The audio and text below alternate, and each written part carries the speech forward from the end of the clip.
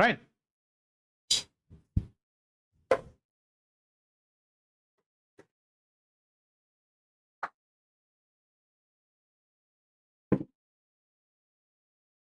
Okay, so we'll begin with a little bit of recap of whatever we have studied so far, so that if there is any conceptual part that you don't understand, you're most free to ask. Okay, so we started this chapter with a fair bit of idea about this physical quantity called force. So I hope you have an idea of force. Force is a vector quantity. Force, SI unit of force is Newton. After that, we discussed about balanced, unbalanced forces. And then we started with NLM, that is Newton's laws of motion. And we first learned the first law. The first law told us that a body at rest remains at rest and a body in motion remains in motion unless and until it is compelled by an external force to change its state of rest or of uniform motion. A body in motion remains in a state of uniform motion in a straight line, right? Newton's first law gave us the definition of force. From Newton's first law, we get the definition of force. Okay, and now if anybody asks you what is Newton's first law, you may not be able to define it correctly. That's not important. You should say a body at rest remains in rest, and a body in motion will continue to be in uniform motion in straight line unless there is any unbalanced force that acts on it, right? So you got the definition of force. Then you should ask yourself that if a body is at rest, agar ye rest pe hai, if it is at rest, then why is it at rest? Why is it at rest? And if a body is in motion, we say it continues in its state of uniform motion. What is making it stay in uniform motion? The answer for this was a property of this body, which is known as inertia. That means इसको भी inertia को उल्टे तरह से देखते हैं. अगर आप किसी बॉडी को रेस्ट में रह जा रहा है, the body is remaining at rest. Who is making it stay at rest? This property called inertia. The body does not want to change its state. What is inertia? Inertia is the property by virtue of which a body changes, opposes to a change in its state. This body is remaining in rest happily. Why does it remain in rest? Because of its inertia. This is called inertia of rest. This body remains in motion. Why does it remain in motion? Because of its inertia of motion. If you want to change its state, it will always first oppose it. And those examples we have seen. Why on braking a car, passengers fall forward? Why do passengers lean backwards when the passenger car starts, right? Why does a coin fall directly down on the tumbler when it is kept on a... Achha, have you played carom board? If you play carom board, there's a game where you pile all the coins together. And if you hit it hard with a striker, you will see that just the bottom coin goes out and the entire that vertical column remains like that. That's inertia of rest. Everybody wants to be at rest. Nobody wants to get into motion. Okay? We learned about inertia. Then we came to Newton's first law. Then we came to Newton's second law. So what did we understand in second law? This some few more understandings out here. If you hear about acceleration, that means there is something called a net force. A net force can always cause a uniform motion to get changed. Whenever uniform motion changes, acceleration is born. Then we learned about second law. In second law, what did we learn? We learned how to mathematically formulate this force. This force is given as the product of mass and acceleration. This is how we understood in second law. Then as we went on with second law, we also got to understand something called a quantity called momentum, right? And the better word for this is what you are learning now is called, we'll add an adjective that is called linear momentum, because when you go to grade 11, you learn rotation, that's called angular momentum will also come. This is linear momentum. Linear momentum is denoted by P, and P is a product of mass and velocity. So P is also a vector quantity and its direction is same as that of the velocity. So how did we get into force? We said force is always defined as the rate of change of momentum. That means force is said to be change in momentum. Change in momentum divided by time. And what is change in momentum? We will always say P final minus P initial divided by time. What is P final? P final is mass into final velocity minus mass into initial velocity divided by time. We take mass common, then it becomes V minus U divided by time, which is nothing but M into A. In this derivation, remember, we always considered that the mass remains constant, but in higher classes, when you go and when you'll study it with calculus, at that time you'll study that mass is not constant, mass also changes. So it's not that nobody gives you the right to take mass as constant. Okay, then we understood one more thing, that the force is equal to change in momentum, that is P, divided by time, which gives us a fantastic understanding that if the momentum is changed over a very short period of time, then the force goes up incredibly high, right? And applications of all these, we have seen that when you catch a ball, you will always like to delay, right, change in momentum. So let's understand those cases today, and then we go for some numericals. So this is a ball. The ball has got a mass m. It is traveling with a velocity v. By the time you take the catch, its mass remains m and the v has become 0, right? Till the moment it is away from my hand, what is the velocity v? The moment it comes to my hand, the velocity becomes 0. So what is the change in momentum? Final momentum 0 minus mv. So it's minus mv is the change. If that catch you are taking in a very short period of time, then the force that is impacted on your hand is very high. So how you should take the catch? Like this, so that you delay the time for it to get into 0. How does a karate striker break all the tiles? He is striking it in a very short period of time. As such, what happens? The force goes up very high. Have you understood? Initially, his velocity is at 0. Then he increases the velocity, and he does that in a very short period of time.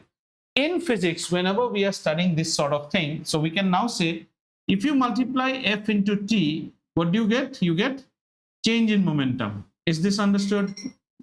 F multiplied by T will give you something which is known as change in momentum. Is this clear? Right? There's a critical alert at my home. You know what is the critical alert? Right now, my mother will be doing puja with tang tang tang tang na. So that Apple Mini Pot takes it as an emergency, and every time that critical alert will come. So it's F into T is change in momentum. F into T is a quantity which is known as impulse. And this is also a vector quantity. We don't study it so much in grade 9. J. So what is impulse? Impulse, try to understand what is impulse. Impulse is the effect of force that acts for a short period of time. The effect of force over a short period of time. So what does impulse tell me? Impulse tells me what is the change in momentum. एक ball मेरी तरफ आ रहा है, मैं उसको bat से hit करता हूं, तो मैं एक फोर्स लगाता हूं उस बॉल पे बड़े शॉर्ट पीरियड ऑफ टाइम, जो सब मेरे बैट को टक्कर के लगता है, और एक फॉलो थ्रू देता हूं, बॉल का पूरा मोमेंटम चेंज हो जाता है, मास इनटू दिस साइड का वेलोसिटी से उस साइड के वेलोसिटी में जाता है, और उसको कितना मोमेंटम जाएगा ये पूरा डिपेंड करता है इंपल्स के ऊपर. सो स्ट्राइकर क्या करेगा? बैट्समैन ज्यादा फोर्स लगाएगा, कम टाइम पे मारेगा, ज्यादा फोर्स कम टाइम, तो मोमेंटम का चेंज बहुत ज्यादा होगा, बॉल उतनी ही जोर से ऊपर जाएगा. See, now when they are given strength training, they are also given training how to, it's not about only tough guys can hit big sixes. It's all physics. If the right force has been given at the right time, the momentum impact will be so much that the ball will go to the maximum possible distance for lega. ठीक है? So that is known as impulse. और impulse हम रोज देखते हैं, like when a footballer is giving a curve kick, मारने के बाद he'll move, his follow through will be much high. Then only the ball will go this side. But at the striking time, it's just striking in one go. But that force has to be given. Even in cricket, if we do not give a follow through, the ball will not remain on the ground. Is this understood? Okay. Three things when we solve numericals now, we should keep in mind. Today will be a numerical class, that whenever you hear about acceleration, that means there is a force, nahi, net force or an unbalanced force. You know what is net force? Bhavya had asked one day, what is net force? You look at the whole system and you see that after all the forces, counter forces have been cancelled, you will be ultimately left with some net force. That net force is the force here. बार बार बोल रहा हूं, यहां पे कौन सा force आता है? जो नेट फोर्स है. That is equal to the mass into the acceleration. ये आपको रिवीजन था. शुरू करें प्रॉब्लम करना, राइट? हाँ, लिख लीजिए. कोई भी डाउट यहाँ पे, anything, any quantity you have a doubt, anything you don't understand, we can clear it up, and now we will merge it with equations of motion.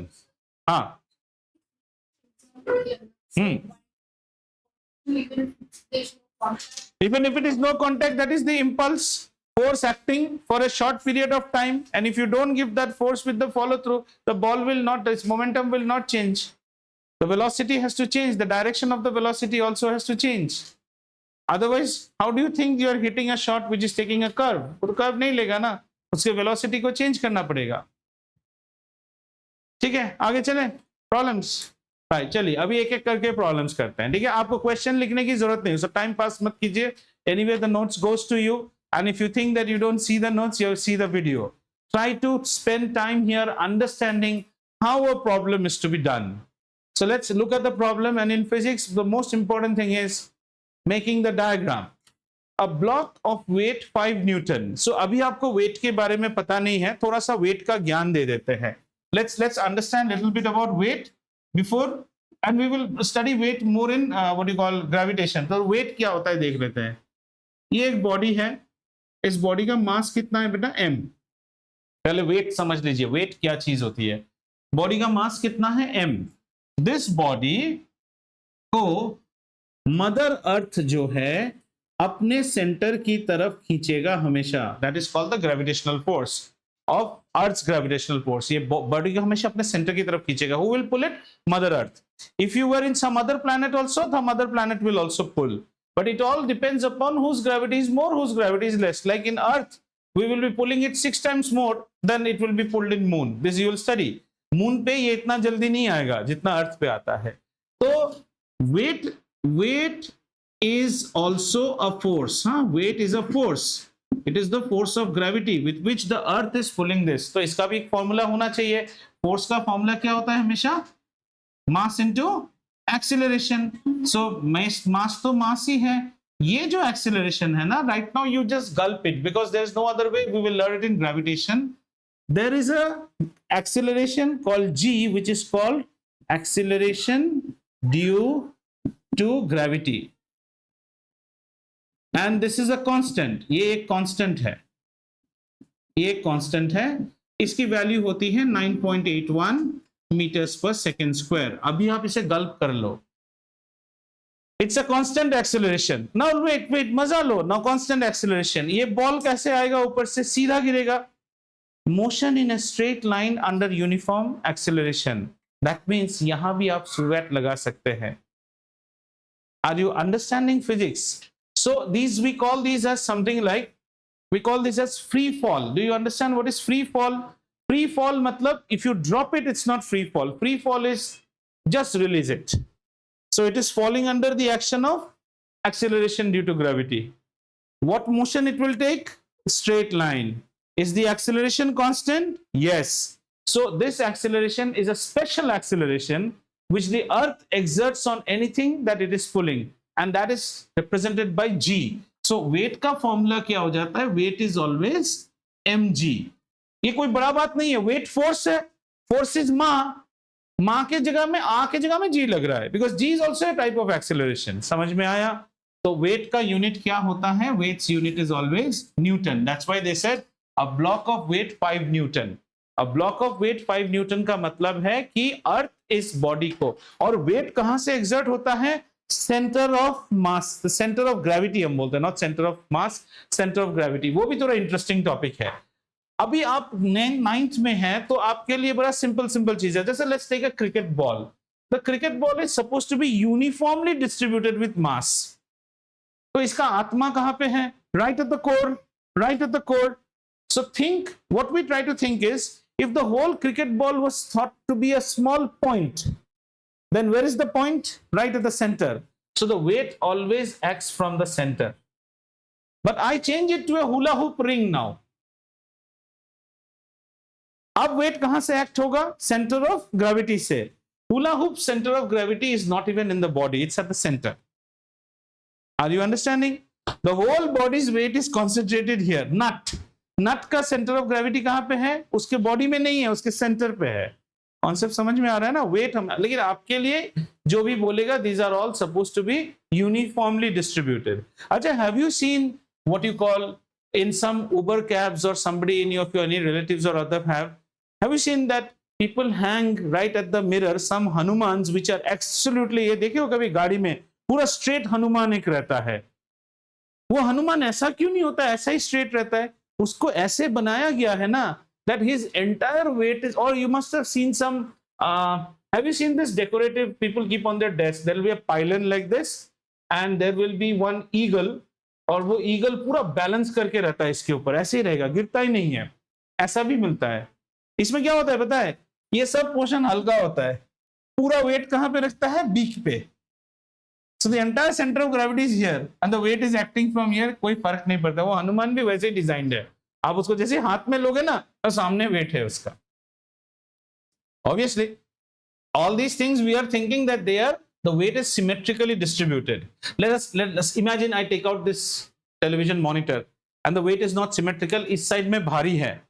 If I hold it at the middle, will it be balanced? No, I have to hold it a little bit this side. So the same concept. ठीक है, समझ में आया weight? आइए चलिए अब, और जब हम इसको पढ़ना होगा, when we will go to our typical what you call syllabus of gravitation, then we will be talking a lot about weight. For now, you just imagine that weight is a force and the formula is mass into acceleration. Here the formula will be mass into acceleration due to gravity. So a block of weight 5 Newton is placed on a horizontal table.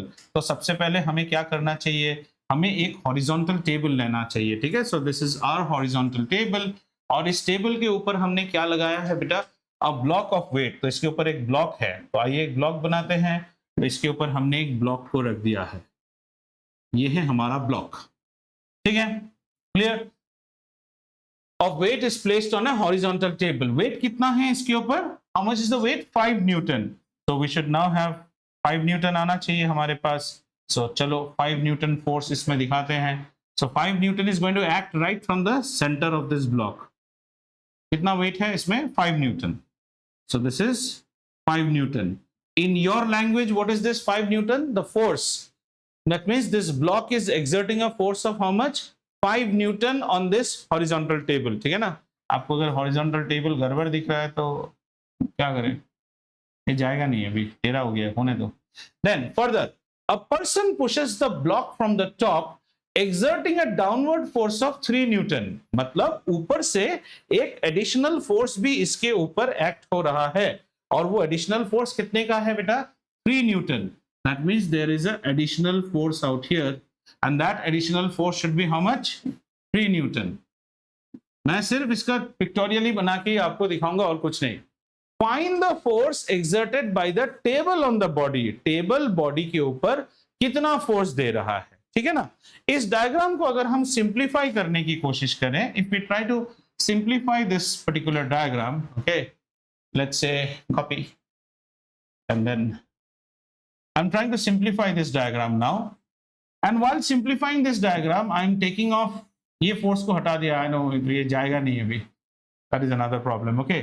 So ये force को हटा के, if forget the yellow one is not there and I'm replacing it with one force, can I not say that 8 Newton force is acting in the downward direction, right? 8 Newton force, this yellow is not there, huh?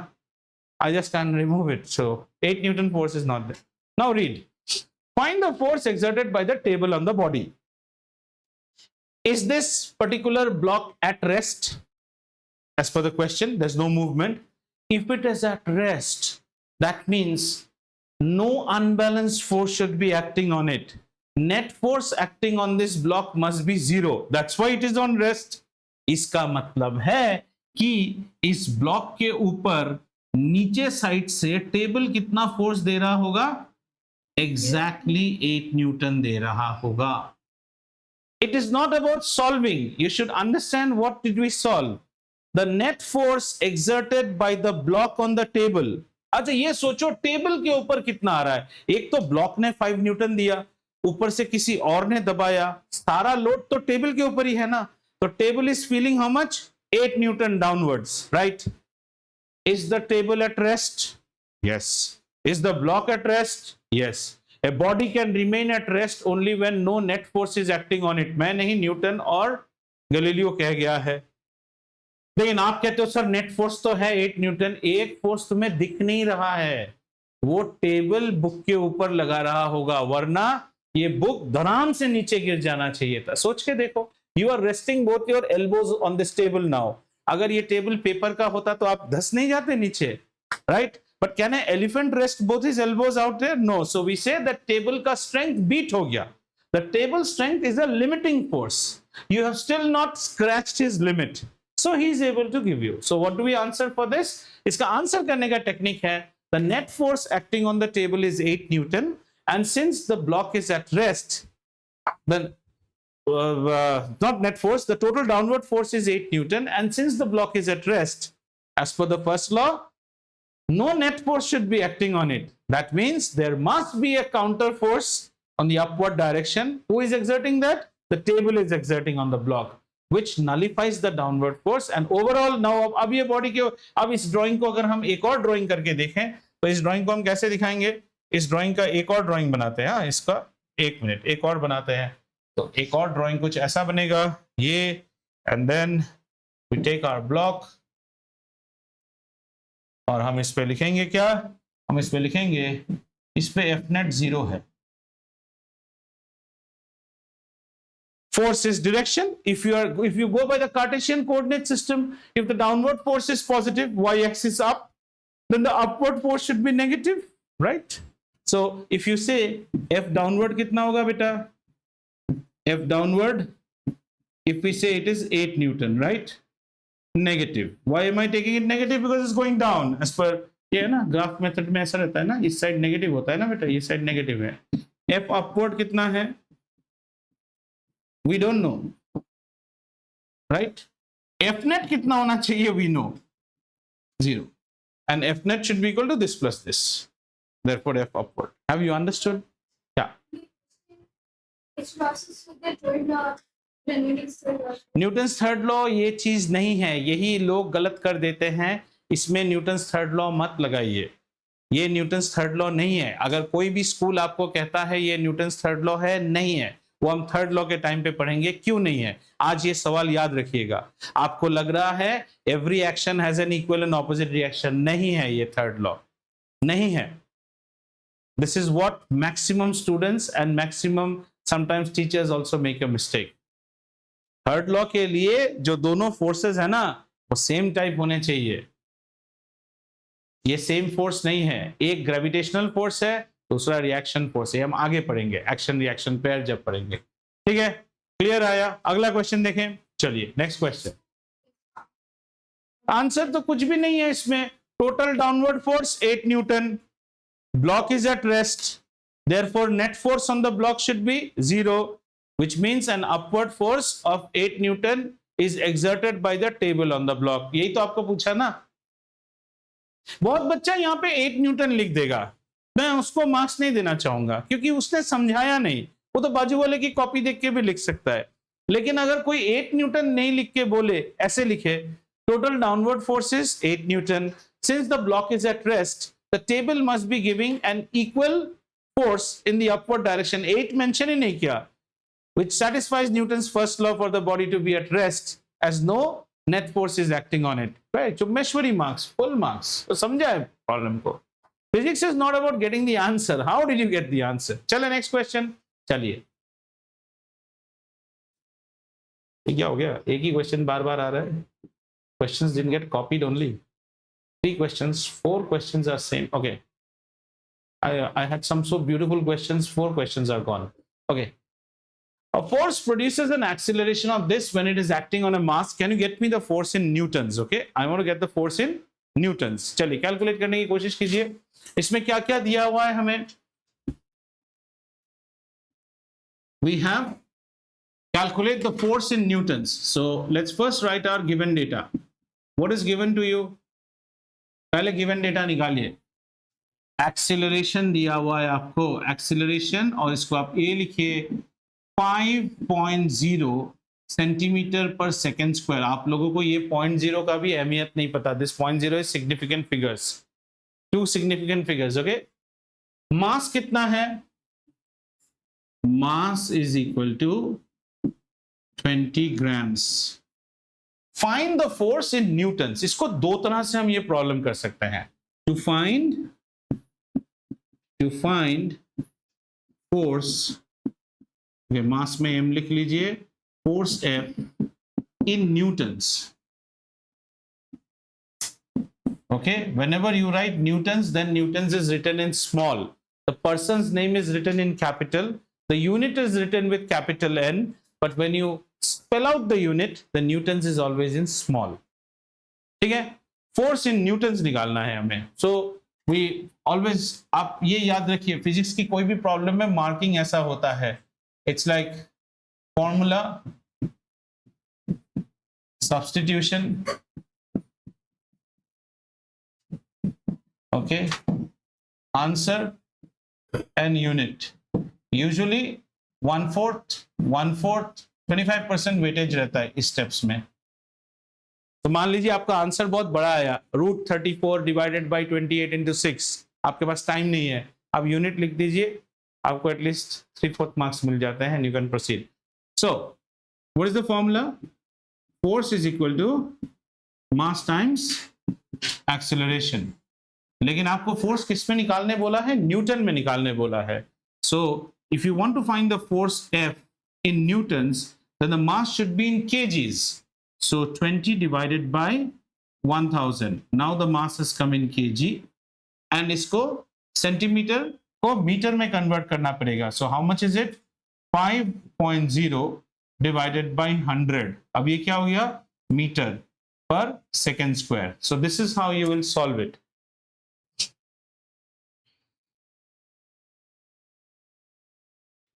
ठीक है, कर पाएंगे इसको? कैसे करेंगे? देखिए, math सीखिए. आपने 0 से 0 को काटा. Clear? 5 into 2 is how much? 10. तो आपने 5 और 2 के साथ ये 10 को भी काट दिया. आपके पास कितना बचा? 1000 बचा है. 1/1000. So 1/1000 can be written as what? 1 into 10 to the power -3 Newton. 1/1000. How quick it can be done? Agreed. One more thing which we did not learn. In SI unit, force is expressed in what? Newtons. Okay? When we follow CGS unit means length in centimeter, mass in grams, time in seconds, which is exactly our case. Length in centimeter, mass in grams, then the unit of force is known as dyne. ठीक है? आप इसको dine में भी calculate करके then convert dyne to newton. So let's learn how we convert dyne to newton. Okay, let's learn how we convert dyne to newton. So what is 1 dyne? Okay, let's first see what is 1. अच्छा,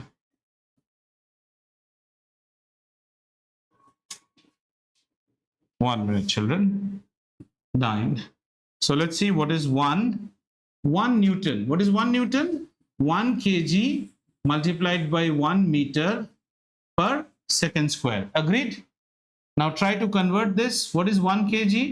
1000 grams into 1 meter means 100 centimeter divided by second square.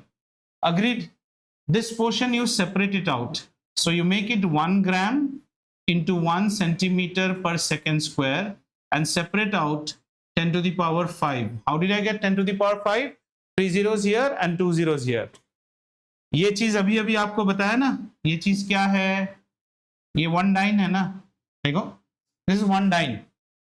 1 dyne is CGS unit. 1 dyne is the force which when acting on a body of mass 1 gram produces an acceleration of 1 centimeter per second square. So this becomes how much now? This gives us our new conversion, which is 1 Newton, which is on my left side, 1 Newton. Okay, 1 Newton is 10 to the power 5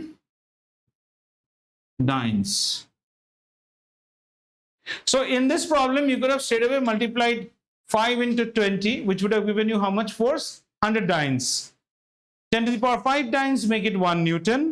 So 100 dynes will make it 5 और 3 cut करने से आपको आ जाएगा. 5 और 2 cut करने से ये 3 zeros आ जाएगा. Have you understood? You can do it this way or you can do it this way, whichever way you want. Dipti, can you just get up once? Because 3 problems got missed out. I could not get that. Let me get my textbook. Sit. Okay, let me just get the textbook because otherwise we won't be able to do it.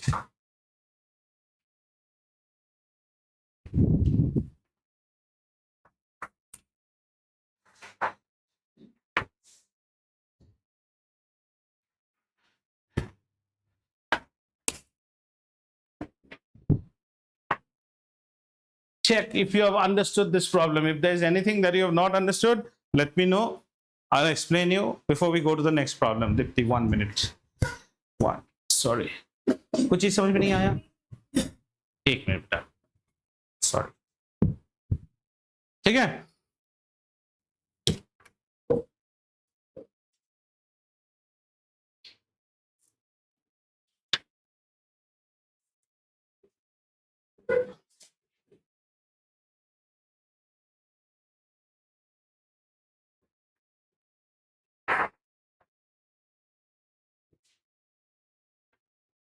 Okay, ये एक interesting problem है, वही miss हो गया, वो कर लेते हैं एक बार. ठीक है, let's see this problem. In this problem, this is a separate problem but very interesting. I have a box and the box has a mass of 40 kg. 40 kg का mass है and this box is kept on a floor. Kept on a floor. Points में question को लिख लेते हैं. Kept on a floor. There is a fellow whose name is Sanjay.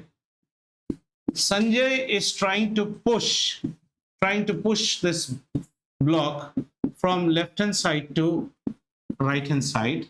Sanjay is pushing it from left hand side to right hand side, and we have a boy Harish who is trying to push this block from RHS to LHS. Picture draw करेंगे तो clear हो जाएगा, right?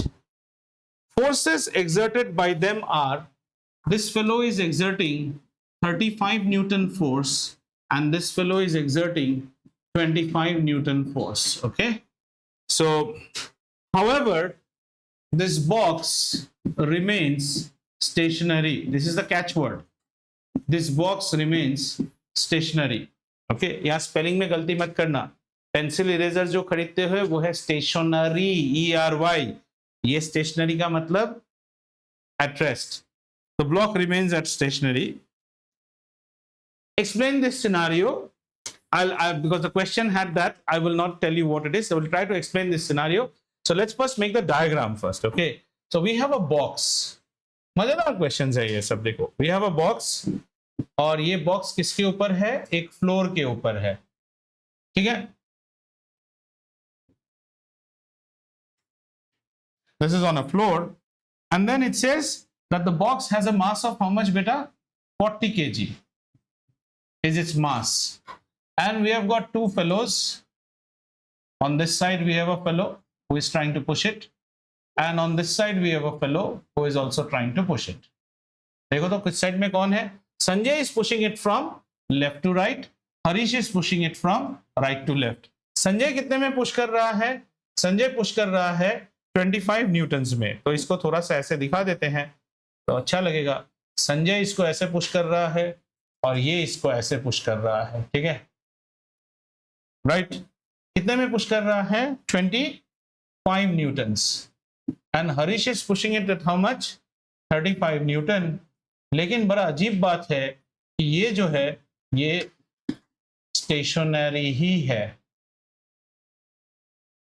ऐसा कैसे हो रहा है? देखता हूं कौन फिजिक्स में दिमाग लगाता है. ये स्टेशनरी है, इसमें सब लॉज वॉज लग जाएंगे. Have you understood? And try to answer this question. What is the first thing that we should do? We are studying Newton's laws of motion. The first thing we should find out is what is. इस system को simplify करते हैं. Simplify करने के बाद देखते हैं कि एक नेट फोर्स कुछ तो होना पड़ेगा ना. इसको ये सब आपको बौखलाने के लिए बनाया गया है. इन सब को हम गायब करते हैं पहले. आइए, इन सब को गायब करेंगे तो कैसे गायब होगा बेटा? तो ये हमारा ऐसा है और ये हमारा फ्लोर है. ठीक है, अब ये हरीश को सब अपने घर में भेज दीजिए. 35 इस तरफ जा रहा है, 25 इस तरफ जा रहा है। नहीं, स्लोली पुश नहीं होता है, पुश इज पुश। ये 35 पुश है, ये 25 पुश है, राइट। डायग्राम को ले आते हैं फिर से, एक मिनट, डायग्राम को ले आते हैं। ये कितना है बेटा? 40 kg, ठीक है ना। और ये क्या है? ये स्टेशनरी है, ये मूव ही नहीं कर रहा है। देखो कितने मजेदार प्रॉब्लम, ये आपके एनसीईआरटी में वो नहीं होगा। तो इसका नेट फोर्स निकाल लें, 35 from this side, 25 from that side. So what is the net force? 10 Newton. 10 Newton किस साइड से मार रहा होगा? किस साइड से किस साइड बोलो? राइट साइड से left side. So we can say that, ऐसे बना दो, एक ही तो बात हुआ। ये फोर्स कितने का है? ये फोर्स 10 न्यूटन का है ना। ये फोर्स कितने का है? 10 न्यूटन। आपको लग रहा है ना एक अनबैलेंस्ड फोर्स है इसके ऊपर? हाँ, 40 kg has nothing to, 40 kg is the mass of the body. The simple thing, a body is now experiencing as per you a net force. Its change of state should change from rest to motion, right? But the book says that the state is still stationary. Aditi, kindly keep the camera on, beta, otherwise it disturbs.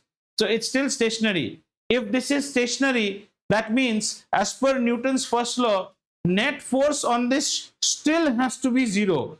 It is a different thing that your eyes, which are Chiragdeep International, is not identifying the net thing. There are two contact forces. The friction force is acting, and the friction force is actually holding your body from not moving. ये है physics पढ़ना और physics का interest लेना। Friction always acts opposite to the direction of motion. So this is the, so what the book actually had a question. The book's question was not this. The book's question was calculate the friction force acting on this. But I hid that part. I wanted it to come out of your mouth. The only force which is prohibiting it from going has to be the static friction. So here we have a F friction. Do you agree or not? And its value should be how much? 10 newtons. Friction is a limiting force. एक time के बाद जाके जब इससे भी ज्यादा हो जाएगा। अब एक इंटरेस्टिंग क्वेश्चन इस पे आगे। When the force was increased to 15 Newton, the body started to accelerate. Calculate the acceleration. ऐसे करोगे? 10 न्यूटन पे तो बॉडी मूव नहीं किया। When the body was increased to 15 Newton, when the force was increased to 15 Newton, the body started moving. Calculate the acceleration of the body. Body तो जाएगा, हर करके चला जाएगा उसको। Calculate the acceleration. तो आप क्या फॉर्मूला लगाओगे? आपके पास तो एक ही फॉर्मूला है, फोर्स इक्वल टू मा। आपको मैंने ए कैलकुलेट करने बोला तो आप F by m करोगे। m तो आपको दिया हुआ है, F क्या लोगे? 5 Newton.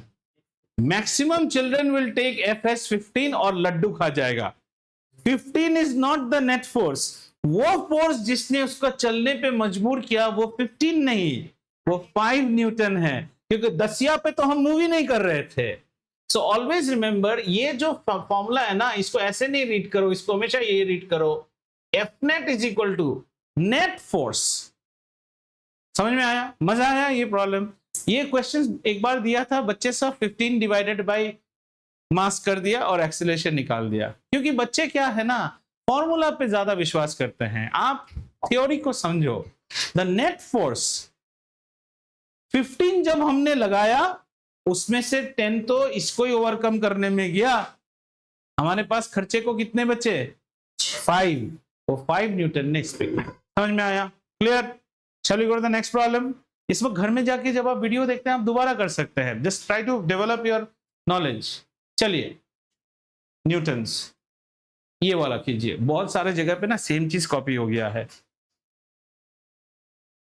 Let's see this problem, if you are able to do it और नॉट। पहले डेटाज लिखते हैं, सब डेटाज लिखो। पहले जितना डेटा दिया हुआ है, डेटा को लिखिए। तो डेटा क्या क्या है? आइए, solution.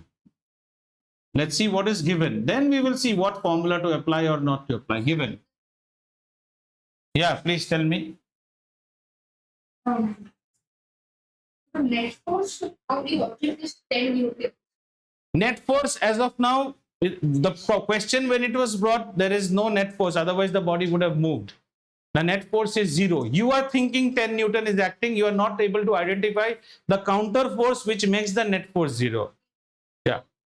If we take one force, it's not, they are not mentioned that if we put 11 Newtons, the object will move. So can we also make the frictional force as 15 Newtons? Array, I am saying as of friction is a force which is applied based on how much you apply. Friction is like your conscience. If you steal small things, it will say don't steal. Murder करने चलो यार मत करो, वो बहुत ज़्यादा है, मत करो. Friction has got a limit. We don't know what is the limit. If after applying 12 Newton it started to move, then 12 is the limit. Right now you are applying 10, so 10 से आपको रोका है. Clear? Okay. इसमें given देखते हैं क्या क्या है. So first thing is force. So whenever you're writing force, put your F mark out here, and this is 1.0 Newton. अभी यहाँ पे आप लोग CBSE point को नहीं consider करते हो. So these are called significant figures. Anyways, okay, 1.0 Newton. How much is the mass? The mass M is equal to 10 kg. Very good. As a result, the body covers 100 centimeters. So what is the displacement? These are all displacement, huh? Displacement is S. How much? 1 into 10 to the power minus 2. 100 centimeters means how much? 1 meter. We are doing SI. Unit पे आपको ठगेगा वो लोग. Time. Time क्या है बेटा? T.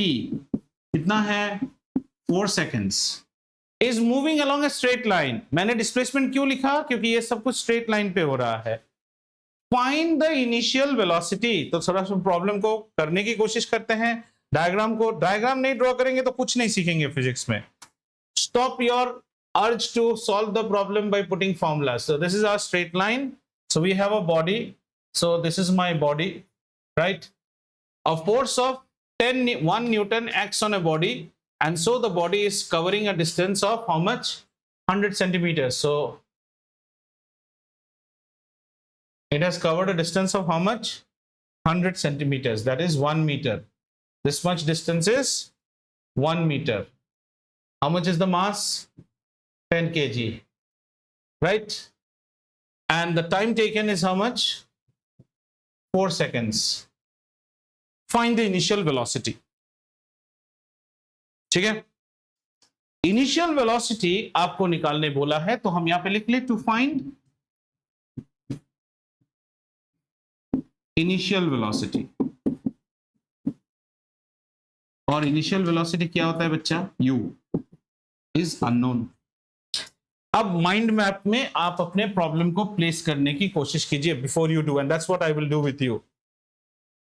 एक equation of motion है s equal to ut plus half at square.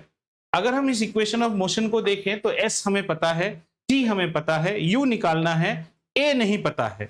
a में फंस गए हम. लेकिन हम एक और इक्वेशन लिख सकते हैं, f फादर इक्वल टू मां, और यहां से हम a निकाल सकते हैं s f अपॉन m. क्या हमें f पता है? यस. क्या हमें m पता है? हाँ. तो क्या हम a जान सकते हैं? हाँ. और एक बार a जानने के बाद इस a को यहाँ पे पुट, फटाफट कैलकुलेट कीजिए तो क्या आंसर आता है. देखिए, be careful on your units and see what is the answer you are getting. The more you solve problems, the more happiness you will get. क्या हो गया समर्थ? खराब लग रहा है तबीयत? कर नहीं क्यों नहीं रहा है?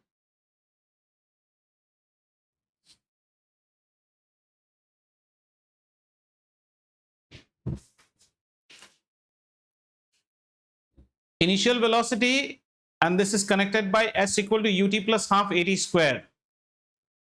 Are we fine? चलो करो.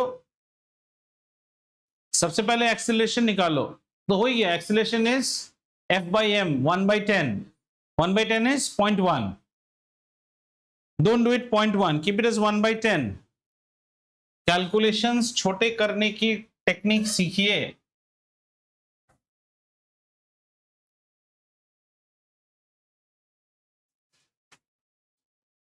First find out what is your acceleration f upon m।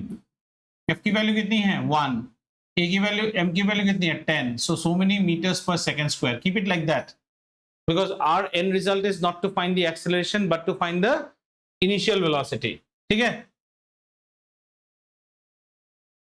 So can you write it like this? The initial velocity का फॉर्मूला लिखेंगे तो पहले फॉर्मूला में छोटा कर लीजिए, ut is equal to s minus half at square।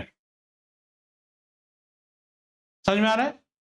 Formula को छोटा कीजिए, आपको तो u निकालना है ना, so u is equal to s by t minus half at। Did you understand? t से डिवाइड करो इसको, s by t half a t square से t। अब यहां पे डेटा डालते जाइए। So what are the data you will have? S is how much? 1. Time is how much beta? 4 minus half। a कितना निकाला हमने 1 by 10 और t कितना है, टाइम इज 4। करेक्ट, देख लो, सिंप्लीफाई करें इसको, 2 2s are 4, 2 5s are 10। Ultimately आपका क्या हो रहा है, अल्टीमेटली आपका हो रहा है 1/4 माइनस 1/5। अच्छा, इसको अगर आप देखो यहां पे मैथमेटिक्स और इजी कर सकते हैं। What is 1/4? 0.25। 1/4 इज क्वार्टर है ना, 54, 1 रुपए का चौथा भाग है 54, 0.25। 1/5 इज 0.20। 20% इज 1/5। ये तो करना आता है ना। तो आपकी स्पीड कितनी आई, इनिशियल स्पीड 0.05 मीटर्स पर सेकेंड। एक बार में आपका आंसर, इतना मुश्किल कैलकुलेशन नहीं होता है। हाँ, लेकिन अप्रोक्सीमेटली करने की जरूरत ही नहीं है क्योंकि आप you are going by the tough वे।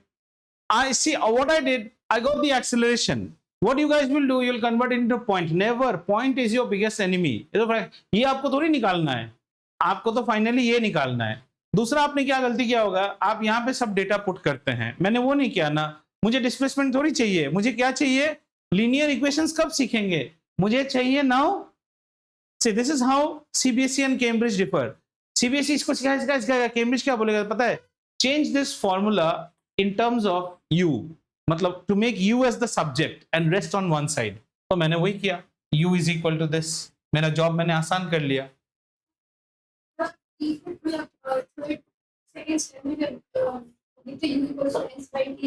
हाँ,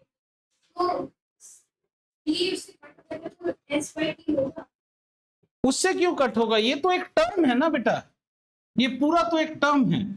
एक्चुअली ये स्टेप क्या होना चाहिए था, और u is equal to 1/t multiplied by s minus half at square. देखो कितना आप लोगों का गड़बड़ी है।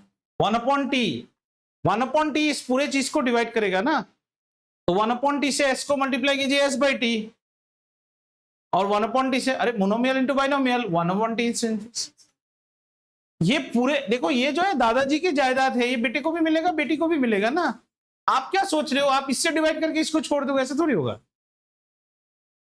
Anyone who has doubts, आप अपने तरह से कर सकते हैं, मुझे आपत्ति नहीं है, पर आपको टाइम ज्यादा लगेगा। और इसमें कोई महान कैलकुलेशन हमने नहीं किया, सारे सिंपल सिंपल कैलकुलेशंस थे। आंसर आया, and she so nice, she saying मुझे भी ऑलमोस्ट उसका पास आया, इतना मेहनत करके आई है ना, तो that is also nice, so we are not wrong. चले अगले क्वेश्चन में। हाँ, ये तो रहेगा, आपको जाएगा। आप यहां समझने की कोशिश कीजिए, प्रॉब्लम को जितना हो सके समझो, बार बार सवाल पूछो कि क्या मैंने इस क्वेश्चन को समझा।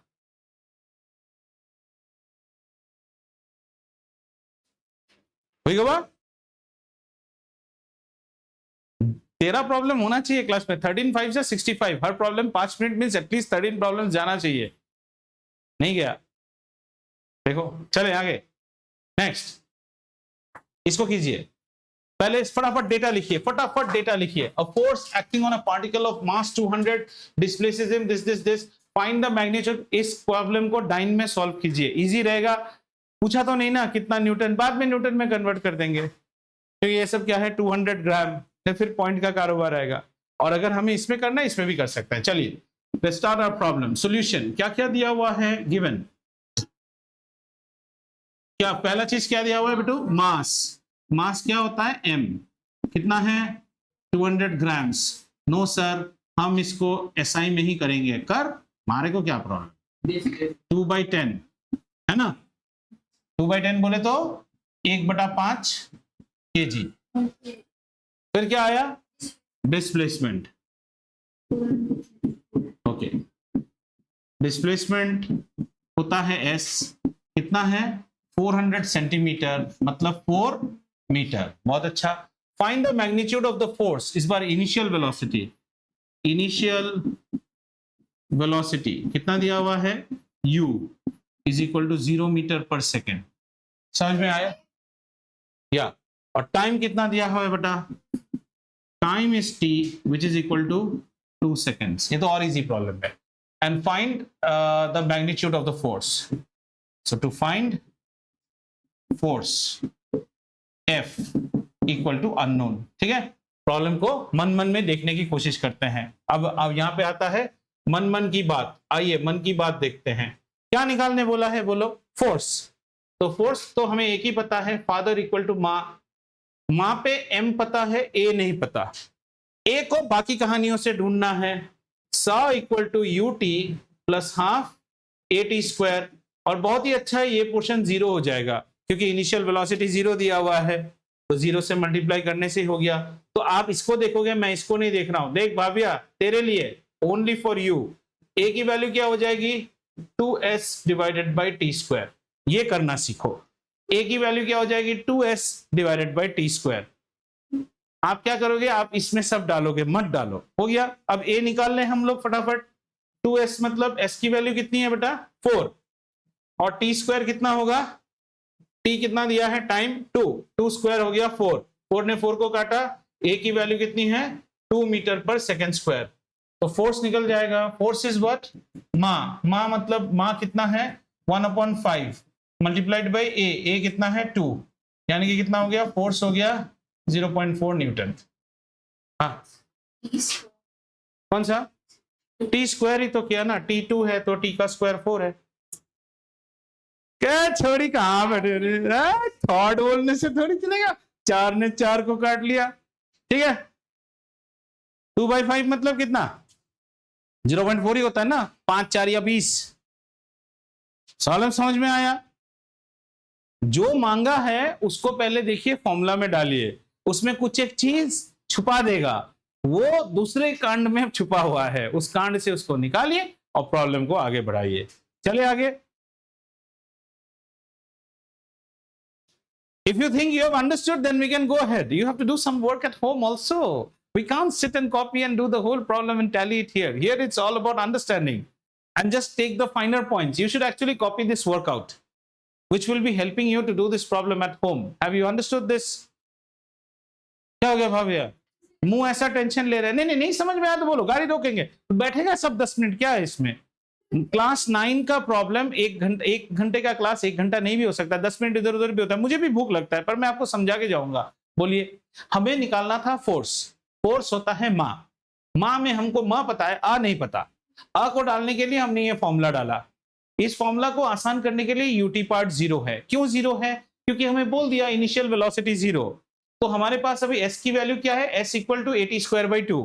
हमें क्या चाहिए? A चाहिए ना। आप वो देखो, आपको तो A को हमने कन्वर्ट कर लिया। कितना हो गया? 2S by T square. 2S बोले तो S की वैल्यू कितनी है? 4। तो 2 इंटू 4 और टी स्क्वायर। टी की वैल्यू कितनी है? 2। 2 का स्क्वायर करें तो 4। तो 4। 4 ने 4 को काट लिया। A की वैल्यू कितनी आई? 2 मीटर पर सेकेंड स्क्वायर। अब इसमें डालो, फादर इक्वल टू माँ कितना था? 1/5 और आ गया 2। 2/5 बोले तो कितना? 20/5 करे तो 0.4। 0.4 Newton. Actually, sir, I was there in COVID time and my tables are not so strong and multiplications तो फंस गए। चले आगे। अब बहुत हो गया, आगे चलो, आगे बढ़ो, ये करो जल्दी। ये तो मैं ड्राइंग करके दिखा देता हूं क्या है। ऐसा है, यहाँ पे एक पार्टिकल है, एक पार्टिकल है। पार्टिकल का मास कितना है? 0.5 से मत चलो, पॉइंट रुलाता है, हाफ kg है ना। और ये पार्टिकल कैसा है? केप्ट एट रेस्ट, मतलब साढ़े U है 0 मीटर पर सेकेंड। फोर्स कितना एक्ट किया? 2 न्यूटन। तो 2 न्यूटन का फोर्स दिला दो इसको। कैसे दिलाए सर? जैसे 2 न्यूटन का फोर्स इस पे दिला दो, दे दें 2 न्यूटन। कितना इजी है। कितने देर के लिए एक्ट करता है? 5 सेकंड के लिए एक्ट करता है, 5 सेकंड्स के लिए एक्ट करता है। तो ये कुछ ना कुछ डिस्टेंस तो जाएगा ना ये ससुरा। इतना सा डिस्टेंस गया और ये डिस्टेंस हमें नहीं पता। डिस्टेंस क्या है? s। तो बोला ये 5 सेकंड में कितना दूर गया। तो डिस्टेंस का फॉर्मूला क्या है? स equal to ut plus half at square. देखिए तो इसमें क्या क्या आपके पास है? ut पोर्शन तो 0 हो जाएगा। डिस्टेंस निकालना है हाफ at स्क्वायर। t आपको पता है t इज 5। a नहीं पता। a के लिए फादर वाला फॉर्मूला लगाइए, फादर इक्वल टू मां। तो a इक्वल टू, क्या आपको f पता है? क्या आपको m पता है? तो क्या आपको a पता हो जाएगा? निकाल ही लेते हैं, मुंह इतना टेढ़ा बनाया हो। कितना है? 2 न्यूटन। 2 न्यूटन और इसको डिवाइड करोगे कितने मास से? 2 divided by half means 2 into 2/2, तो 2/1 हो जाएगा ये। तो आपका एक्सेलरेशन कितना हो गया? 4 मीटर पर सेकंड स्क्वायर। समझ में आया? पॉइंटों में मत खेलो, फ्रैक्शन में खेलो, इजी होता है। तो निकाल लेंगे सब। कितना हुआ? a का वैल्यू 4, टाइम कितना है बेटा? 5। 5 बोले तो कितना हो गया? 25 और नीचे कितना है? 2 2 2। आओ भाई साहब 52 मीटर जाएगा ये, 50 मीटर। लेकिन नेक्स्ट पार्ट का क्वेश्चन बड़ा इजी इंटरेस्टिंग है। How will you solve the next part? अगले 5 सेकंड में ये कहां गया, कितना दूर जाएगा? बोलो इसमें, मुझे सिर्फ बोलो क्या ट्रिक इसमें यूज होगा। कुछ एक ट्रिक कर रहा है। चलिए इस क्वेश्चन को दोबारा करते हैं। Some mistake we have done. मेरा मन खराब हो गया, मेरा मन अशांत हो गया, शांति नहीं मिला। क्या था? पार्टिकल ऑफ मास। ठीक है, फटाफट करते हैं इसको। मिस्टेक सेकंड पार्ट में हुआ है एक्चुअली, फर्स्ट पार्ट में कोई मिस्टेक नहीं है, but we will still do it. Okay, so let's see this question. A particle of mass 5.5 kg is kept at rest. तो ये हमारा पार्टिकल था, इसकी मास कितनी थी? Half kg। 0.5 kg मतलब कितना होता है बेटा? Half kg। ठीक है, always use everything in decimal, it becomes easy. Is kept at rest मतलब इसका इनिशियल वेलोसिटी कितना है? 0 मीटर्स पर second and a force of 2 Newton acts on it. तो इसके ऊपर हमने कितना फोर्स एक्ट करा दिया? 2 न्यूटन। लेकिन हमने एक चीज उस दिन गौर से नोटिस नहीं किया, 2 Newton acts on it for 5 seconds. यहां पे गलती हमने कर दिया, हमने सेकेंड पार्ट में भी एक्सीलरेटेड मोशन लिया। गलती समझ में आ रहा है कहां है? The second part is non-accelerated because the force is acting only for 5 seconds. The next 5 seconds, it's a simple class 6 problem. Distance equal to speed into time, क्योंकि उसमें acceleration part नहीं है. So let's do it once again. ठीक है? आपके जाने के बाद मुझे लगा जड़बड़ी में हो गया ये problem. Find the distance moved by the particle in this. So our first part is what? The first part is what is the distance moved by the particle? 1 minute. Huh? इसे सताने का होगा, नहीं सताएगा अभी। हाँ, so the first part is distance moved by the particle in distance in 5 seconds। और ये 5 seconds कौन सा है? first 5 seconds। first 5 seconds, first 5 seconds में फोर्स लग रहा है, मतलब ये एक्सीलरेटेड मोशन है। ठीक है, तो इसके डिस्टेंस का फॉर्मूला क्या हो जाएगा? s equal to ut plus half at square. ठीक है, इतना हो गया हमारा करेक्ट। तो इसमें हमें क्या क्या चाहिए? Are we given the value of u, ये पोर्शन तो हमारा 0 हो जाएगा because the initial velocity is 0। t दिया हुआ है, a दिया हुआ नहीं है। So how do we find out a? a is equal to f by m। What is the force that is acting बेटा? 2 divided by m means 2 divided by half which is 2 into 2/1। So your acceleration is 4 metre per second square. तो अब हमारा distance calculate हो जाएगा। Distance is equal to ut का value तो 0 है, half at square, half into 4 into t square. t कितना है बेटा? 5 सेकेंड्स है ना? 5 इंटू 5, तो यहां से 2 2 जा 4, 5 5 जा 25, 25 2 जा 50 मीटर्स। यहां तक कोई मिस्टेक नहीं है, everything is perfect. The B part says the next 5 seconds है ना, this ball is moving. So in the first 5 seconds, how much distance it covered? 50 meters. Now it is asking in the next 5 seconds, how much distance are you going to cover, ठीक है। Now the next 5 seconds में जो हमारा यहां से, this is the next 5 seconds, यहां पे the ball does not have the force, you can know the force acts only on 5 seconds, so there is no acceleration, but the initial velocity will be how much, whatever was the final velocity out here. So we should know the final velocity. So what is the final velocity, batao beta? V is equal to u plus at.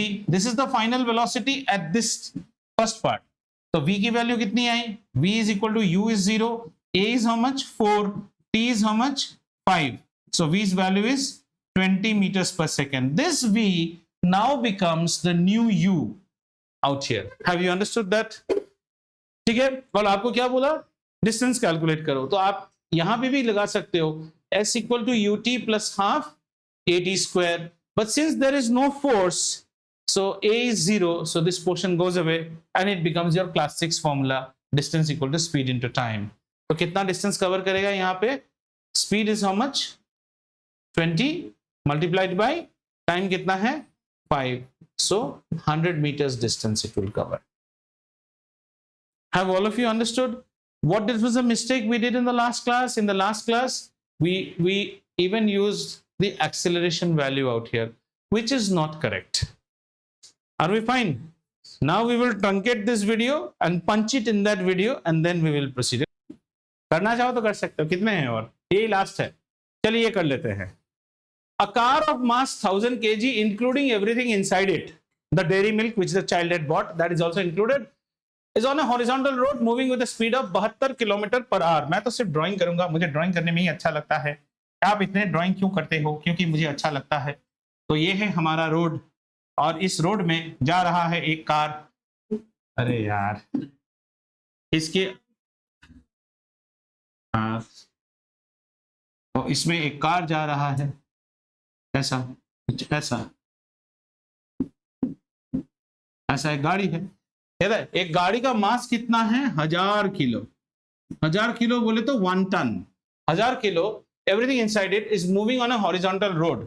कैसा बनाए, थोड़ा engine heavy car इस side move कर रहा है, ठीक है. और इसकी वेलोसिटी कितनी है, इसकी वेलोसिटी है 72 किलोमीटर पर आवर, ठीक है. एंड अप्लाइज ब्रेक्स, तो हमने गलती कर लिया है, हमारे लिए ये वेलोसिटी जो है, ये प्रॉब्लम शुरू हुआ है, तो ये हमारी इनिशियल वेलोसिटी है. उसके बाद क्या हुआ, ब्रेक लग गया है गाड़ी में और गाड़ी रुक जाता है कितने सेकंड्स में जाके, 4 सेकंड्स में जाके रुक जाता है. मतलब यहाँ पे उसकी वी हो जाती है 0 किलोमीटर पर आवर और यहां तक उसका टाइम हो जाता है कितना, 4 सेकंड्स, ठीक है ना. और कुछ तो डिस्टेंस ये गाड़ी गया ही होगा, ठीक है ना. Assume that the acceleration produced is constant, यानी कि acceleration constant और straight line, मतलब हमारी मन की आंखें खुश हो गई कि यहाँ पे सुवैट तो लग सकता है. How much force was applied on the car during the period? तो हमें क्या निकालना है, हमें F निकालना है. F क्या होता है, माँ, पर हमें आ नहीं पता, माँ पता है. आ कैसे निकालेंगे, आ कैसे निकालेंगे, very easy. V is equal to U plus AT. P कितना, A has to come negative. Brake मारे है ना, तो गाड़ी में रिटार्डेशन होना है. 0 is equal to how much, 72 plus A into timing कितना, 4 सेकंड में ब्रेक मारा आपने, तो A की वैल्यू कितनी हो गई, -72/4, ठीक है ना. कितना आ गया, 4 1 जा 4, 332, 4 8 जा 32, -18 मीटर पर सेकंड स्क्वायर की गति से नेगेटिव हो रहा है एक्सेलरेशन, ठीक है. अब हमें फोर्स निकालना है, तो निकाल लीजिए फोर्स. फोर्स का वैल्यू क्या होगा, माँ का वैल्यू कितना है, 1000. एक्सेलरेशन कितना है बेटा, -18. हमने -18 लिया है, तो हमें फोर्स कितना मिला है, -18 किलो न्यूटन.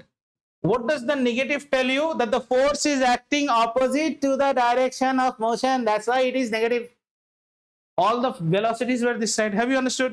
तो ये हमारा फोर्स कैसे एक्ट हो रहा है, ये दुश्मन फोर्स है क्योंकि इसमें ब्रेक लग रहा है गाड़ी में, तो ये फोर्स ऐसे एक्ट हो रहा है. और इस फोर्स की वैल्यू क्या है, यहां जब हम वैल्यू लिखेंगे तो हम सीधा लिख देंगे 18 किलो न्यूटन का फोर्स. नेगेटिव नहीं दिखा, negative does not mean less force. Negative means the force is acting opposite to the direction of motion.